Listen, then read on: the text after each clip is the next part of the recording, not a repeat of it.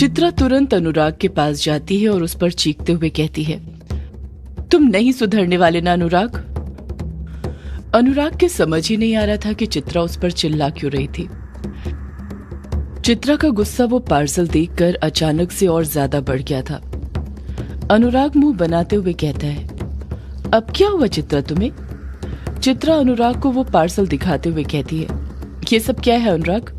तुमने फिर से कहानी लिखनी शुरू कर दी ना? अनुराग धीरे से खुद से बड़बड़ाते हुए कहता है, मैंने फिर से कहानी लिखना शुरू कर दिया?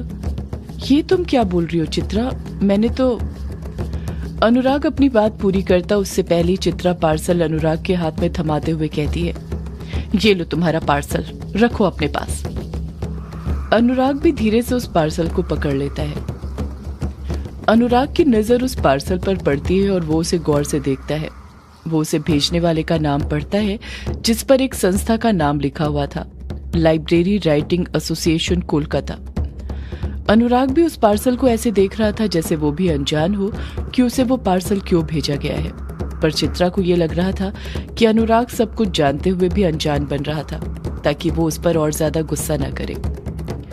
अनुराग उस पार्सल पर हाथ फेरते हुए खुद से बड़बड़ाता है, ये कैसा पार्सल है और मुझे क्यों भेजा है इन्होंने?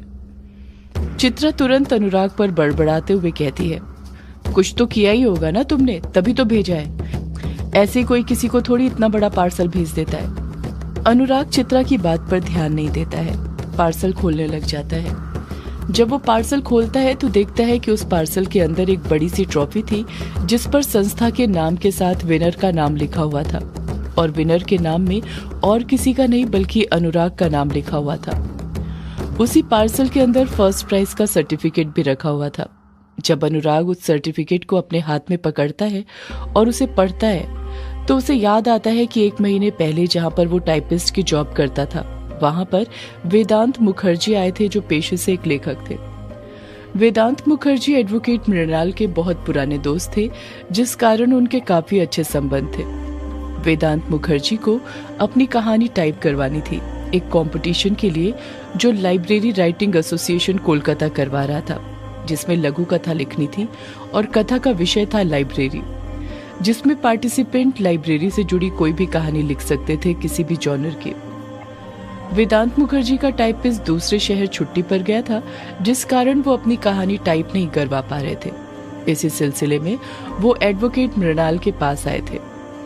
एडवोकेट मृणाल ने ही अनुराग से वेदांत मुखर्जी की कहानी टाइप करने के लिए कहा था। जिस वक्त अनुराग वेदांत मुखर्जी की कहानी टाइप कर रहा था, अनुराग ने उसे नहीं बताया था कि उसे भी लिखना पसंद था और वो भी 3 किताबें लिख चुका था। अनुराग एक नॉर्मल टाइपिस्ट की तरह कहानी टाइप करने में लगा हुआ था। उस वक्त वेदांत मुखर्जी भी अनुराग के पास ही बैठा हुआ था और बढ़ा चढ़ाकर अपने बारे में अपने मुंह से खुद अपनी तारीफ किए जा रहा था, अपने लेखन के बारे में बताया जा रहा था और अनुराग था कि खामोशी के साथ उसकी कहानी टाइप करने में लगा हुआ था।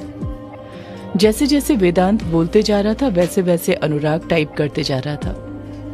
जब अनुराग वेदांत मुखर्जी की कहानी टाइप कर रहा था उस वक्त अनुराग अजीब सा मुंह बना रहा था। उसके चेहरे के एक्सप्रेशन देखकर साफ ये लग रहा था कि उसका वेदांत मुखर्जी की कहानी टाइप करने में बिल्कुल मन नहीं लग रहा था, पर मजबूरी में उसे वो कहानी टाइप करनी पड़ रही थी। कहानी टाइप करते करते अनुराग का मन तो कई बार ऊब गया था और उसने कहानी टाइप करना बंद भी कर दिया था, पर फिर वेदांत मुखर्जी के जोर देने पर फिर से टाइप करना पड़ रहा था। आखिर में कहानी जब पूरी हुई तो अनुराग को न जाने क्या हो जाता है, जैसे उसके अंदर से खोया हुआ लेखक जाग गया हो और वो वेदांत मुखर्जी के सीधे मुंह पर बोल देता है, वेदांत जी, आप ये कहानी भेज तो रहे हैं कंपटीशन के लिए, पर ये कहानी सेलेक्ट नहीं होने वाली। बहुत ही बेकार कहानी है। इस कहानी का कॉन्सेप्ट हर किसी लव स्टोरी में मिल जाएगा। आपको कोई दूसरी कहानी भेजनी चाहिए कंपटीशन के लिए, वरना आप कंपटीशन हार जाएंगे। जब वेदांत अनुराग के मुंह से ये बात सुनता है तो उसी वक्त वेदांत अनुराग से चिढ़ जाता है और उसे लेखन के बारे में, कहानियों के बारे में भाषण देने लग जाता है। तुझे पता ही क्या है इस बारे में, और तुझे क्या लगता है मुझे पता नहीं कि लोगों को क्या पसंद है? तो सुन, इस शहर का नामी लेखक हूं मैं और लिखना मेरा पैशन है। मेरी 2 बुक इसी जॉनर में पब्लिश हो चुकी है, इसीलिए मुझे अच्छे से पता है कि लोगों को क्या पसंद आएगा और क्या नहीं। इसलिए अपना ज्ञान अपने पास रख। तुझे टाइप करने को कहा था, ज्ञान देने को नहीं। अनुराग समझते हुए कहता है, मेरे कहने का ये मतलब नहीं है। मैं कह रहा था कि आपकी इस कहानी में बिल्कुल भी दम नहीं है। आपको। अनुराग की बात काटकर वेदांत उस पर बरसते हुए कई ताने देते हुए कहता है, तेरी हिम्मत कैसे हुई मेरी कहानियों के बारे में ऐसा कहने की? तुझे कहानियों का मतलब भी पता है? तू मुझे कहानी लिखना सिखाएगा? कॉपी करने के सिवा तो तुझे कुछ आता नहीं। आया बड़ा मुझे कहानी सिखाने वाला। 2 कौड़ी का टाइपिस्ट, तेरी औकात ही क्या है मेरे सामने? तू बहुत बड़ा लेखक है क्या जो तू मुझे एडवाइस दे रहा है? तेरी सिर्फ 2 कौड़ी की ही है और वही रहेगी। वेदांत ऐसी ही कई बातें अनुराग को सुनाता रहा, कई ताने देता रहा, पर अनुराग खामोशी के साथ खड़ा रहता है। उसे पता चल गया था कि उसकी क्या औकात थी। अनुराग चाहते हुए भी कुछ नहीं बोल पा रहा था। वो बंधा हुआ था अपनी नौकरी से। उसे डर था कि कहीं उसकी नौकरी भी उसके हाथ से चली गई तो क्या होगा। इतनी मुश्किल से तो उसे जॉब मिली थी। इसी वजह से वो खामोश खड़ा रहा। एक सच ही तो कहा था अनुराग ने। कौन सा गुनाह कर दिया था जिसके लिए उसे इतना जलील होना पड़ रहा था? अनुराग का मन तो कर रहा था वो उसी वक्त उस पर चीख पड़े, उससे कहे कि उससे घटिया कहानी से कई ज्यादा अच्छी कहानी वो लिख सकता है, पर वो बेचारा कुछ नहीं कह पाया। बस खामोशी के साथ सब कुछ सुनते रहा। वेदांत मृणाल से शिकायत करते हुए कहता है, मृणाल साहब, ये किसे बिठा लिया है काम पर? आपके इस टाइपिस्ट ने बेइज्जती की है मेरी। मृणाल वेदांत को शांत करते हुए कहता है, वेदांत जी शांत हो जाइए। देखिए लड़का अच्छा है और ईमानदार है। वो तो आपको समीक्षा दे रहा था, लेकिन अगर आपको बुरा लगा है तो अनुराग आपसे माफी मांगेगा। माफ कर दीजिए उसे। अनुराग को अपने कहे पर एडवोकेट मृणाल के कहने पर वेदांत से हाथ जोड़कर माफी भी मांगनी पड़ी, जो वो नहीं चाहता था। उस रात जब अनुराग घर पहुंचा तो उसे अपने आप पर बहुत शर्म महसूस हुई और उसे अपने आप पर गुस्सा भी आ रहा था कि वो क्या बनने वाला था और क्या बनकर रह गया था। उसका परिवार तो उससे खुश था, पर उसका जमीर उससे कहीं ज्यादा दुखी।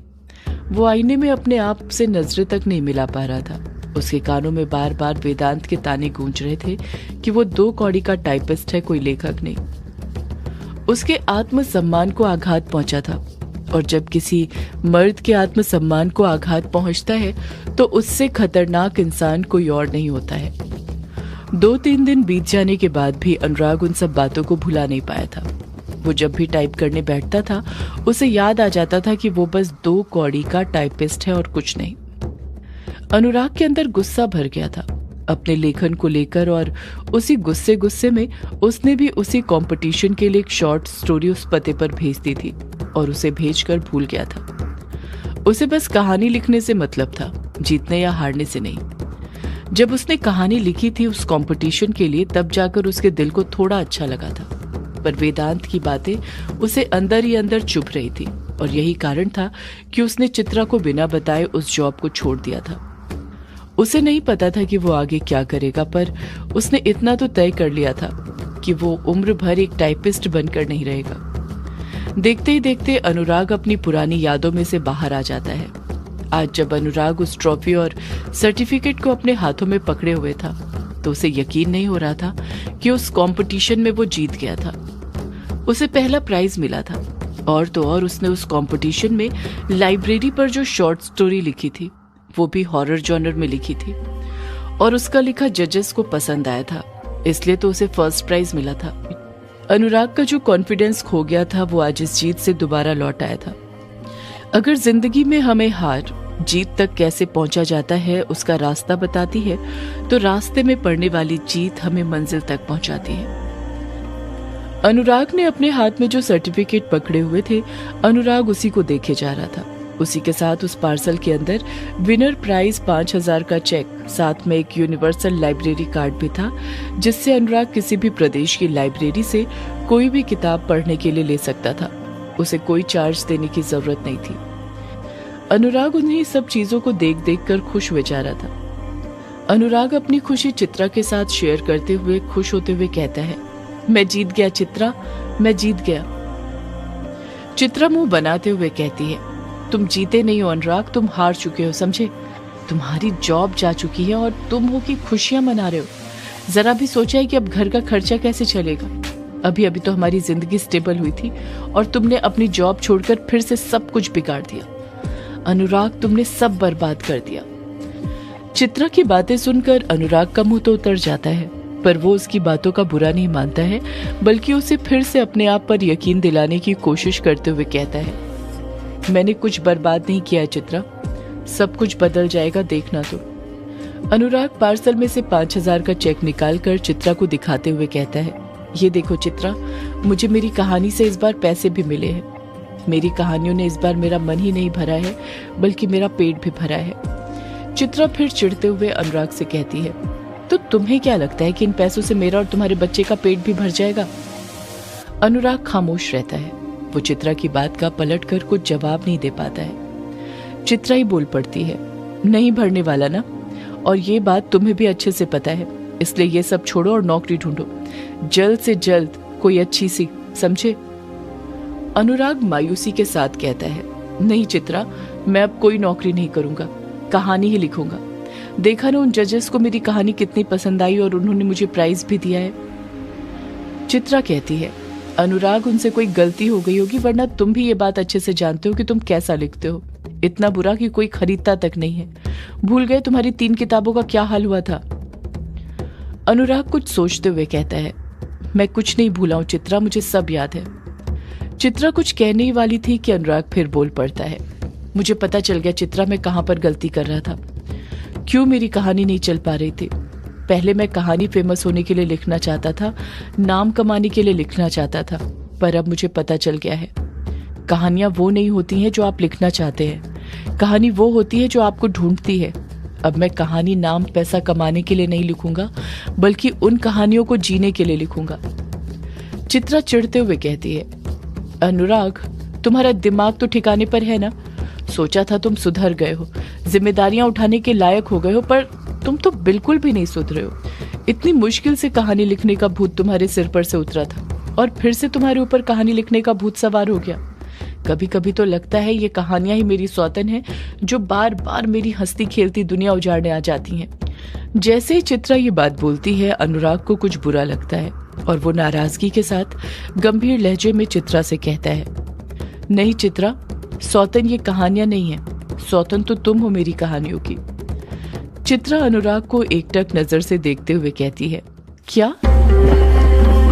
सदियों से है पुरानी ये है यक्षिणी की कहानी।